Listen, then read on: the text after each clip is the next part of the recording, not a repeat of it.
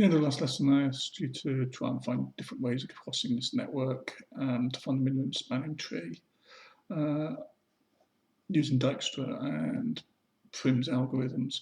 I'm going to use Prim's again now on this, but I'm going to use a slightly different version. I'm going to use Prim's working on a network, and we're going to do what's called using a matrix. So I'm going to start with the location at Middlesbrough.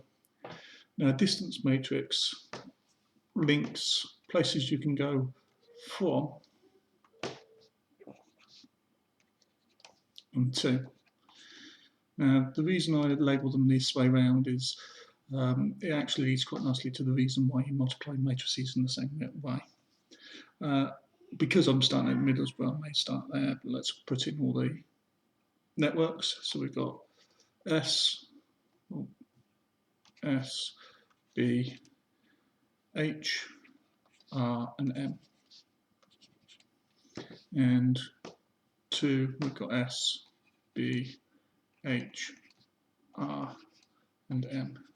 Now, this one, everyone's got a value.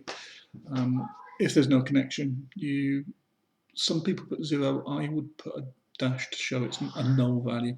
There is no connection there, rather than trying to make it work. So there's no way to get from Stockton to Stockton, so I put a dash.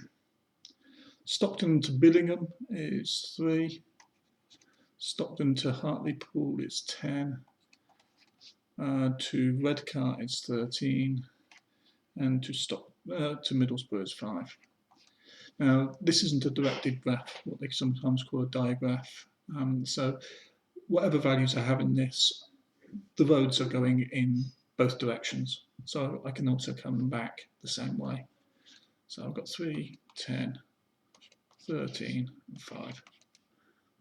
Okay, so from Billingham I can get to Stockton along the road, costing 3. Remember, the costs are whatever you're modelling for. So I'm just going to put in the rest of this table. So starting at Billingham, going to Hartlepool, no, Billingham to Billingham, nothing. To Hartlepool is 7. To Redcar is 13, another 13. To Middlesbrough is 4. And I can copy those numbers down the other way. So from Hartlepool to Redcar is Hartlepool to Hartlepool, nothing. Redcar is 17, and down to Middlesbrough is 7. 17 and 7. And Redcar goes to Middlesbrough, 10, 10, and Middlesbrough, we've got no route back to itself. So Prim's algorithm, we take our starting point. So I'm going from Middlesbrough.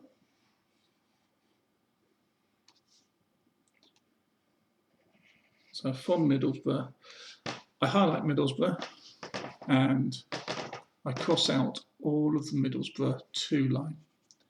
That means anywhere I get to, I don't want to come back to Middlesbrough. I've already got Middlesbrough on my graph.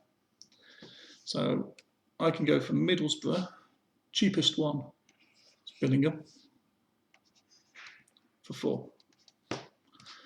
So I now include Billingham in my list to be looked at. Now, one of the advantages of Prim's is, because it can be done on matrices, that there's no clear method using Kruskal. Because you can do Prim's on a matrix, it's a lot easier for programmers to program it. Just a little point, we also don't want to go down to Billingham again, so I cross those off. Next cheapest place is Billingham to Stockton for 3. And I'll just put lines in showing you what I'm adding to my network. So you can check, and the next, in a moment we'll see one of the advantages. So Billingham goes to Stockton, so I can include all of Stockton, and I cross out all the extra Stocktons. So the advantage with this is also at no point now am I going to look at this and try and go between Middlesbrough and Stockton now, because it's already been connected into my graph. I should have crossed that one out. cross out. So when you cross out all the other ones apart from the one you've used, and it quite quickly highlights you can't actually go Stockton to Middlesbrough. There's no advantage to it. So I'm now looking at all the remaining places. I've got 7, 10, 7, 10, 13, 13. So it's either of these 7s. And this is where your multiple answers will come from, potentially. So if I do Billingham to Hartlepool, 7, I'm now going to Hartlepool, and I don't want to go to Hartlepool anymore. Billingham. So I said Billingham to Hartlepool. So I don't want to do Hartlepool anymore by any other route. So I've now just done Billingham to Hartlepool.